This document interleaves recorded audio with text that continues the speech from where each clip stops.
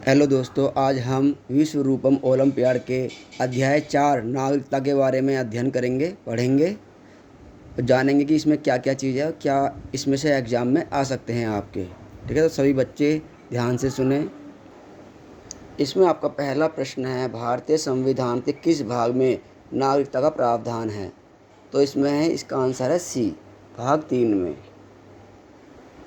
दूसरा क्वेश्चन है, भारतीय संविधान का कौन सा अनुच्छेद नागरिकता से संबंधित है? इसमें भी इसका आंसर है सी, 5 से 11। प्रश्न नंबर 3, निम्नलिखित में से किसके पास भारत में नागरिकता के मुद्दे को निर्धारित करने की अनन्य शक्ति है? इसका है आंसर 3, भारत की संसद, सी। क्वेश्चन नंबर 3 है, निम्नलिखित में से कौन नागरिकता प्राप्त करने के लिए शर्तों को निर्धारित करने के लिए सक्षम है? इसका भी आंसर है बी, भारत की संसद। क्वेश्चन नंबर 5, भारतीय नागरिकता किसके द्वारा प्राप्त नहीं की जा सकती? इसका आंसर है बैंकों में पैसा, बी। बाकी सबसे की जा सकती है, जन्म। क्वेश्चन नंबर है 6, भारत के संविधान द्वारा प्रदान की गई नागरिकता कौन सी है? तो भारत के संविधान द्वारा जो नागरिकता दी गई है वो है एकल नागरिकता। पूरे देश के लिए एक ही है, ऐसा नहीं है कि राज्य के लिए अलग है और देश के लिए अलग है।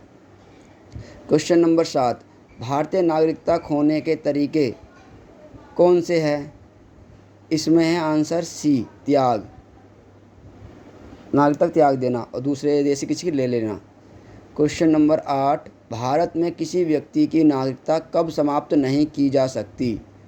ठीक है ना, चुनाव के समय, आपातकाल के समय, युद्ध के समय, तो ऊपर के सभी, यानी कि आंसर है इसका डी। क्वेश्चन नंबर 9, जब किसी व्यक्ति ने भारत में अपनी नागरिकता खो दी तो इसमें वह विदेशी नागरिकता प्राप्त करता है, सरकार कुछ कारणों से नागरिकता से वंचित करती है, वह नागरिकता त्याग देता है। तो इसका आंसर है डी, ऊपर के सभी। क्वेश्चन नंबर 10, भारत में नागरिकता के अधिकार को विनियमित करने की शक्ति किस एजेंसी के पास है? तो यह है भारत की संसद के पास। इसका आंसर है बी। क्वेश्चन नंबर 11, भारत के संविधान के अनुसार अनुच्छेद किससे 5 से 11 संबंधित हैं? तो यह है नागरिकता, आंसर है इसका सी। क्वेश्चन नंबर 12, भारत का नागरिक बनने के लिए निम्नलिखित शर्त आवश्यक नहीं है। भारत में संपत्ति होना, ठीक है ना, बाकी सब चीज़ है।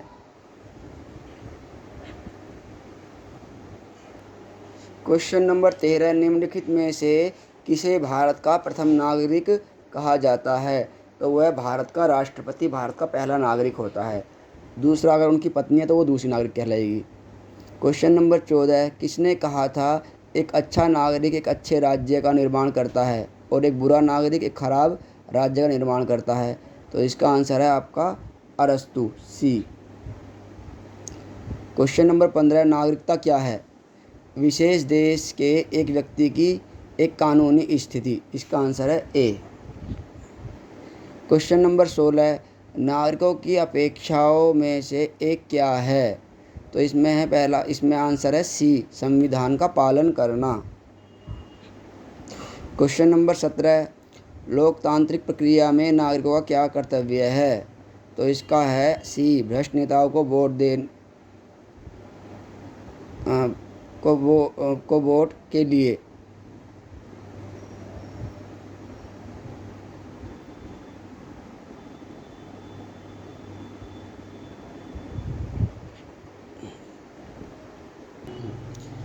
तो 17 का आंसर है आपका बी, वोट देना और अच्छे नेताओं को चुनने में मदद करना। ठीक है ना, इसका आंसर बी होगा। क्वेश्चन नंबर 18, नागरिकों को सार्वजनिक संपत्ति के साथ कैसा व्यवहार करना चाहिए? इसे बचाओ। इसका आंसर है ए। क्वेश्चन नंबर अब आपका है 19, समाज में योगदान देने के लिए नागरिकों को क्या करना चाहिए?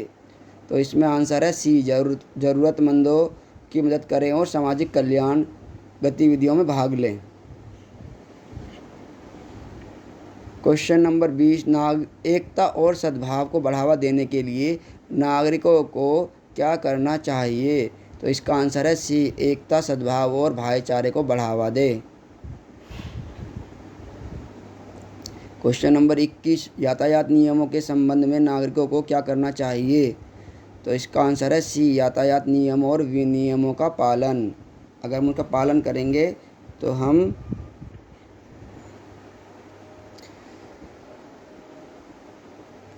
क्वेश्चन नंबर 22, पर्यावरण की रक्षा के लिए नागरिकों को क्या करना चाहिए? पर्यावरण की रक्षा करें, ठीक है ना। इसका आंसर है डी, इसका आंसर है डी। क्वेश्चन नंबर 23, भारत में एकता और सद्भाव को बढ़ावा देने में नागरिकों की क्या भूमिका है? तो इसका आंसर है सी, विविधता का सम्मान करना, है ना। ये 6ठी क्लास का क्वेश्चन है ये। क्वेश्चन नंबर 24, प्राचीन काल की शिक्षा प्रणाली के स्रोत के रूप में किसे माना जाता है? तो इसमें ज्ञान, परंपराओं, सी अभ्यास, इसका है डी ये सभी। तो इन सभी को माना जाता है। क्वेश्चन नंबर 25, प्राचीन शिक्षा प्रणाली किस प्रकार व्यक्ति के समय विभाग पर केंद्रित थी? तो ये आंतरिक स्वयं की देखभाल करके, बाहरी स्वयं की देखभाल करके। इसका आंसर है दोनों, बी और, है ना, ये दोनों आएंगे इसके अंदर।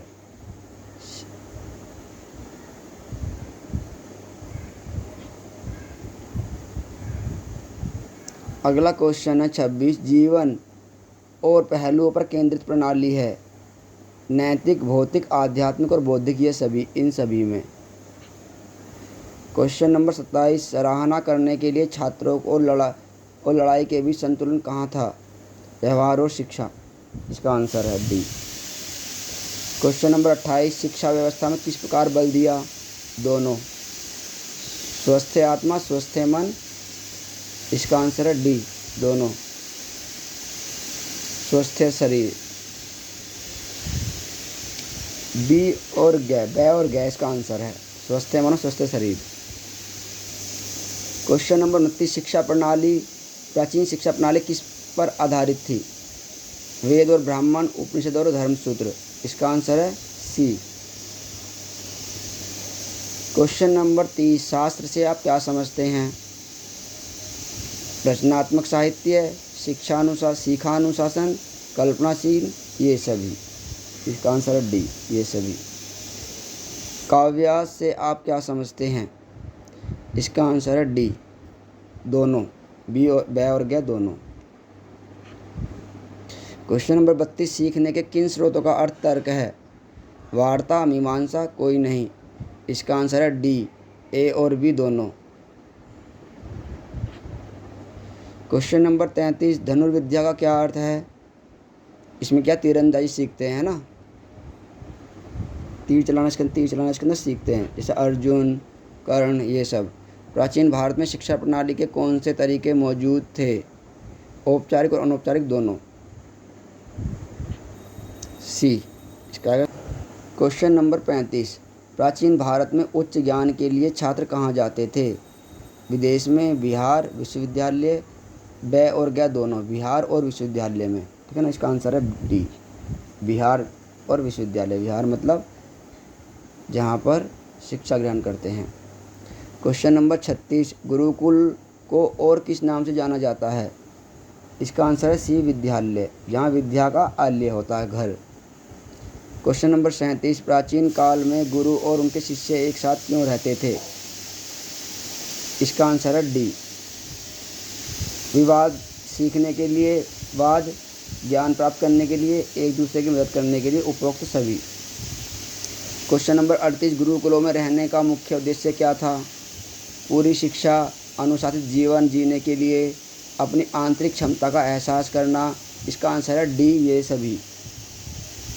क्वेश्चन नंबर 39, विद्यार्थी कितने समय तक अपने घरों से दूर रहे? इसका आंसर है ए, किशोर अवस्था तक, यानी कि 17-18 साल की जो अवस्था होती है। क्वेश्चन नंबर 40, पढ़ाई के आवासीय स्थान कौन से हैं? ठीक है, गुरुकुल। गुरुकुल में क्या है, लोग वहीं पर रहते हैं और पढ़ाई करते हैं, घर नहीं जाते। जैसे आजकल के स्कूल है ना हमारे, सुबह स्कूल गए, शाम को अपने घर आ गए, तो ऐसा नहीं था। लोग वहीं गुरुकुल में रहकर ही क्या है, शिक्षा ग्रहण करते थे। गुरुकुल कहाँ स्थित है? नदी के पास, जहाँ नदियाँ होती थी वहाँ पर, जिससे क्या है पानी की जो व्यवस्था है वो सही रहे, सुव्यवस्था रहे, आसानी से पानी उपलब्ध हो जाए। क्वेश्चन नंबर 42, अनेक आश्रमों का नाम किसके नाम पर रखा गया है? साधु, छात्र, गुरु, दो बी और बै और गया दोनों, छात्र और गुरु के नाम पर। क्वेश्चन नंबर 43, तक्षशिला विश्वविद्यालय की स्थापना किसके द्वारा की गई थी? अशोक के द्वारा, answer A. Question number 44, Takshashila विश्वविद्यालय को किन दो नदियों के बीच स्थित था? सिंधु और झेलम नदी के बीच में। तक्षशिला विश्वविद्यालय किसने नष्ट किया? अकबर ने। इसका आंसर है सी। तक्षशिला विश्वविद्यालय कहाँ स्थित था?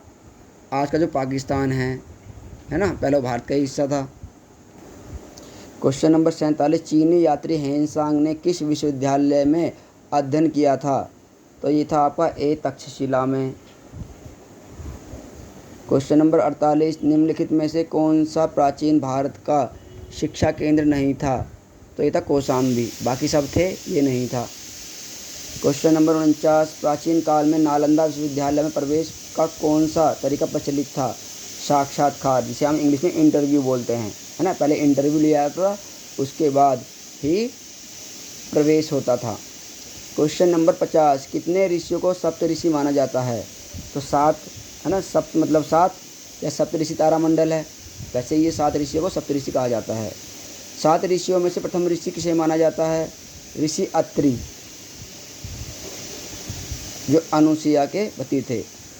क्वेश्चन नंबर 52, अत्रि ऋषि का संबंध किस भगवान से है? ब्रह्मा। अत्रि ऋषि किस के लिए जाने जाते हैं? ज्ञान के लिए। क्वेश्चन नंबर 54, किस वैदिक सूक्त का श्रेय ऋषि अत्रि को दिया जाता है? अथर्ववेद, डी। क्वेश्चन नंबर 55, किस हिंदू महाकाव्य में अत्रि ऋषि प्रमुखता में हैं? रामायण। ऋषि अत्रि ने किस पवित्र नदी की खोज की थी? सरस्वती नदी की खोज की थी, सी। क्वेश्चन नंबर 57, ऋषि अत्रि की अर्धांगिनी का नाम क्या था? अनुसुईया। अनुसुईया जिन्होंने भगवान शिव, ब्रह्मा, विष्णु, महेश को अपनी संतान बनाया था अपनी तपस्या से। क्वेश्चन नंबर 58, ऋषि अत्रि किस लिए जाने जाते हैं? ब्रह्मा ऋषि के कारण। क्वेश्चन नंबर 57, भारद्वाज ऋषि कौन थे? एक साधु। 60, भारद्वाज ऋषि का संबंध किस वेद से है? ऋग्वेद से है, डी। 61, भारद्वाज ऋषि के द्रोण को किस अस्त्र का प्रयोग करना सिखाया था? भारद्वाज ऋषि ने द्रोण को, गुरु द्रोण जो थे, जो आपके जो हैं अर्जुन हैं और ये सब जो इतने भी थे पांडव और कौरव, इनके जो गुरु थे द्रोण, ये धनुष और बाण चलाना, है ना, धनुर्विद्या में वो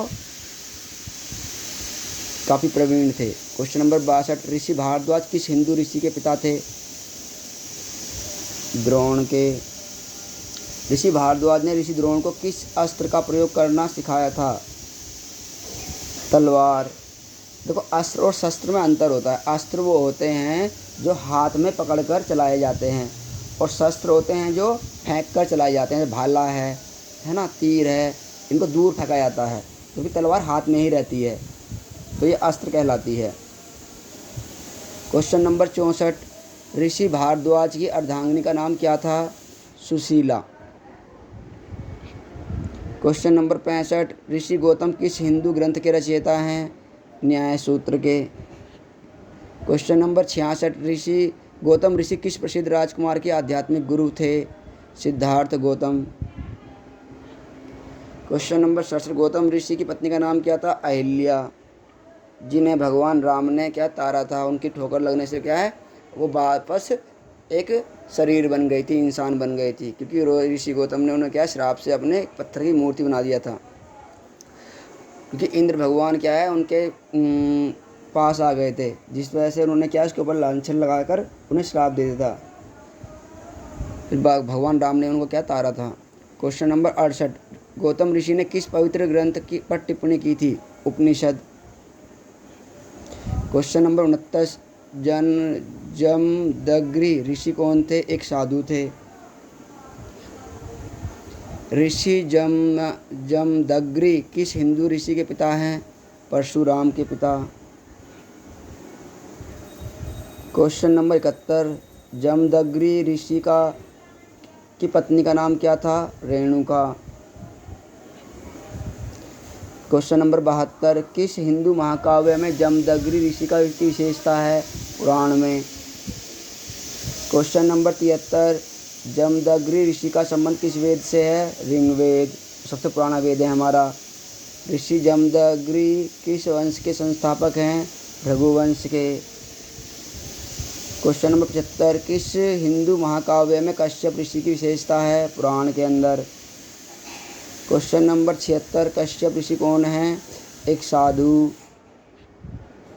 कश्यप ऋषि की पत्नी का नाम क्या है? Aditi. Answer B. Question number 78, Kashyap ऋषि ने किस पवित्र ग्रंथ पर टिप्पणी की थी? पुराण पर। क्वेश्चन नंबर 89, कश्यप ऋषि का संबंध किस वेद से है? अथर्ववेद।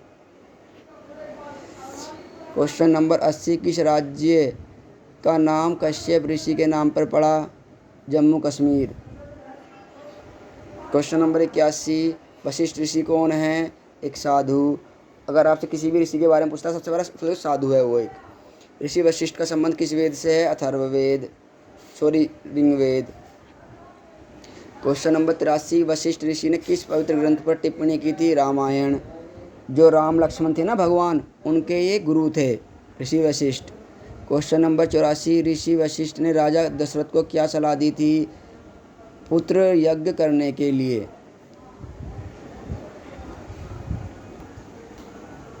क्वेश्चन नंबर 85, कौन सा प्रसिद्ध हिंदू राजा वशिष्ठ ऋषि का शिष्य था? राम। क्वेश्चन नंबर 86, वशिष्ठ ऋषि ने किस देवी से विवाह किया था? अरुंधति। क्वेश्चन नंबर 87, वशिष्ठ ऋषि ने किस हिंदू ग्रंथ की रचना की? योग वशिष्ठ। क्वेश्चन नंबर 88, राज्य का कल्याण किसकी प्रसन्नता पर निर्भर करता है? क्वेश्चन इसका है बी, नागरिक। विश्वामित्र कौन है? विश्वामित्र कौन है? एक ऋषि हैं। क्वेश्चन नंबर 90, विश्वामित्र का संबंध किस वेद से है? ऋग्वेद से। 91, कौन सा प्रसिद्ध राजा विश्वामित्र ऋषि का समकालीन था? राम। विश्वामित्र किसके लिए जाने जाते हैं? बुद्धि के लिए। क्वेश्चन नंबर 93, किस हिंदू महाकाव्य में विश्वामित्र प्रमुखता से हैं? रामायण। क्वेश्चन नंबर 94, विश्वामित्र को ऋग्वेद में किस सूक्त की रचना के लिए जाना जाता है? पुरुष सूक्त। क्वेश्चन नंबर 95, विश्वामित्र की पत्नी का नाम क्या है? मेनका। क्वेश्चन नंबर 96, पाणिनि अपने कार्य के लिए प्रसिद्ध हैं? व्याकरण। व्याकरण जो है वो पाणिनि ने लिखा हुआ है। क्वेश्चन नंबर 97, पाणिनि को किस प्रमुख कार्य के लिए जाना जाता है? अष्टाध्यायी। जो अष्टाध्यायी ये संस्कृत में लिखा गया है ये, और पाणिनि के द्वारा लिखा गया है। क्वेश्चन नंबर 98, पाणिनि के कार्य ने विकास के लिए एक आधार प्रदान किया है। यह संस्कृत साहित्य के आधार प्रदान किया है।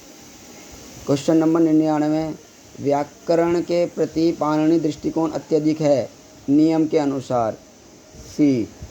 क्वेश्चन नंबर 100, पाणिनि ने अपने काम में मुख्य रूप से किस भाषा पर ध्यान केंद्रित किया है? तो यह है संस्कृत भाषा, क्योंकि हमारी जो पहली भाषा है वो संस्कृत ही है। कभी भी आए तो संस्कृत ही लिखना, जब भी ऋषि मुनियों के बारे में आए तो। 101, पाणिनि का कार्य मुख्य रूप से किस क्षेत्र पर केंद्रित था? भाषाई। सी। क्वेश्चन नंबर 102, कालिदास कौन थे? एक कवि थे।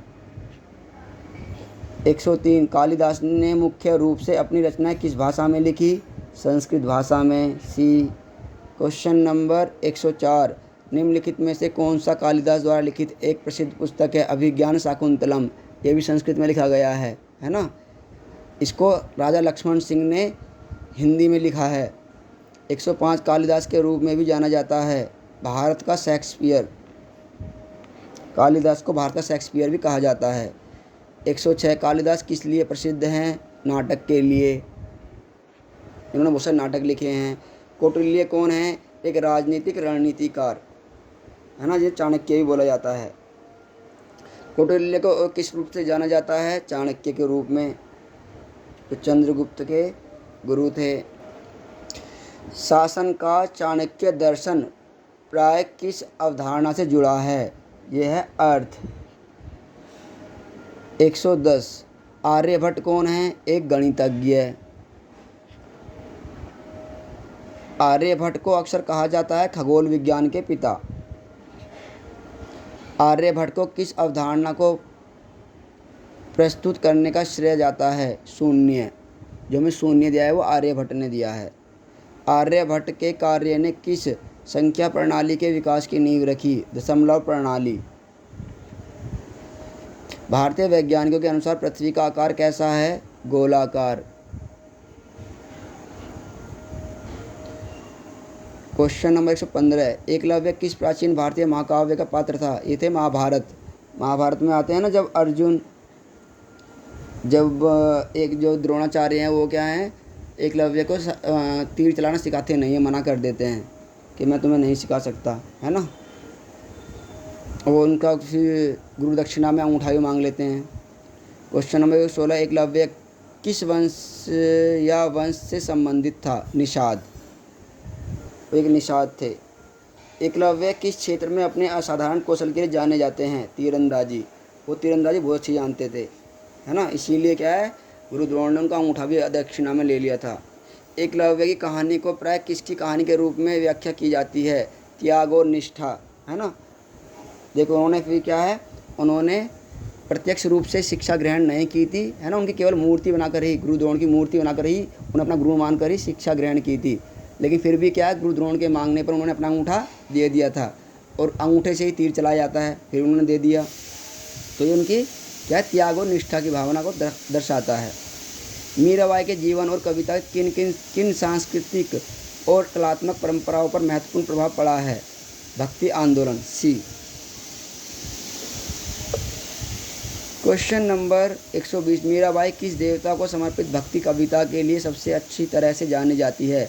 तो यह भगवान कृष्ण, है ना। मेरे तो गिरधर गोपाल दूसरा ना कोई, जाके सिर मोर मुकुट मेरे पति सोई, बोलती है ना वो। अब देखो, शासन का चाणक्य दर्शन प्राय किस अवधारणा से जुड़ा है? यह है अर्थ। क्वेश्चन नंबर 10 आर्यभट्ट कौन है? एक गणितज्ञ है। क्वेश्चन नंबर 11 आर्यभट्ट किस को अक्सर कहा जाता है? खगोल विज्ञान के पिता। क्वेश्चन नंबर 112 आर्यभट्ट को किस अवधारणा को प्रस्तुत करने का श्रेय दिया जाता है? शून्य। क्वेश्चन नंबर 113 आर्यभट्ट के कार्य ने किस संख्या प्रणाली का विकास की नींव रखी? दशमलव प्रणाली। क्वेश्चन नंबर 114 भारतीय वैज्ञानिकों के अनुसार पृथ्वी का आकार कैसा है? गोलाकार। क्वेश्चन नंबर 115 एकलव्य किस प्रकार भारतीय महाकाव्य का पात्र था? महाभारत का। क्वेश्चन नंबर 116 एकलव्य किस वंश या वंश से संबंधित था? ये थे निषाद वंश से। क्वेश्चन नंबर 117 एकलव्य किस क्षेत्र में अपने असाधारण कौशल के लिए जाने जाते हैं? तो ये था तीरंदाजी। जो एकलव्य थे वो तीरंदाजी अच्छी करते थे, है ना। इन्होंने क्या है, एक अपने तीरों से एक भौंकते हुए कुत्ते का क्या है, मुंह बंद कर दिया था, और उसको कोई चोट भी नहीं पहुंचने दी थी। क्वेश्चन नंबर 118 एकलव्य की कहानी का प्राय किसकी कहानी के रूप में व्याख्या की जाती है? त्याग और निष्ठा, है ना, क्योंकि इन्होंने अपना अंगूठा क्या है, त्याग दिया था। जो गुरु द्रोणाचार्य थे उन्होंने क्या है, गुरु दक्षिणा में उनसे अंगूठा मांगा था, और उन्होंने क्या है, सहर्ष उन्हें दान में दे दिया था, मतलब उसमें दक्षिणा में दे दिया था। क्वेश्चन नंबर 119 मीराबाई के जीवन और कविता का किन किन सांस्कृतिक और कलात्मक परंपराओं पर महत्वपूर्ण प्रभाव पड़ा? इसका आंसर है भक्ति आंदोलन। क्वेश्चन नंबर 120 मीराबाई किस देवता को समर्पित भक्ति कविता के लिए सबसे अच्छी तरह जानी जाती हैं? भगवान कृष्ण के लिए। क्वेश्चन नंबर 121 मीराबाई का जन्म भारत के किस क्षेत्र में हुआ? यह है राजस्थान। सी। क्वेश्चन नंबर 122 मीराबाई की कविता निम्नलिखित विषयों को दर्शाती है? दिव्य, प्रेम और भक्ति। क्वेश्चन नंबर 123 मीराबाई किस धार्मिक परंपरा की प्रमुख हस्ती थी? हिंदू धर्म। ए। क्वेश्चन नंबर 124 सुदामा किस हिंदू देवता के घनिष्ठ मित्र थे? इसका आंसर है भगवान कृष्ण। तो बच्चों, मैंने ये वीडियो सिर्फ बच्चों के कहने पर बनाई है। बच्चे कहते सर हमारे पास हिंदी की किताब नहीं है, इसीलिए थोड़ा बना दो। तो अगर आपको और वीडियो बनवानी है तो अपने दोस्तों तक इसे शेयर करें, ठीक है ना, ताकि हिंदी मीडियम की और वीडियो मैं बच्चों तक बना सकूं। ओके बेटे, बाय सभी को।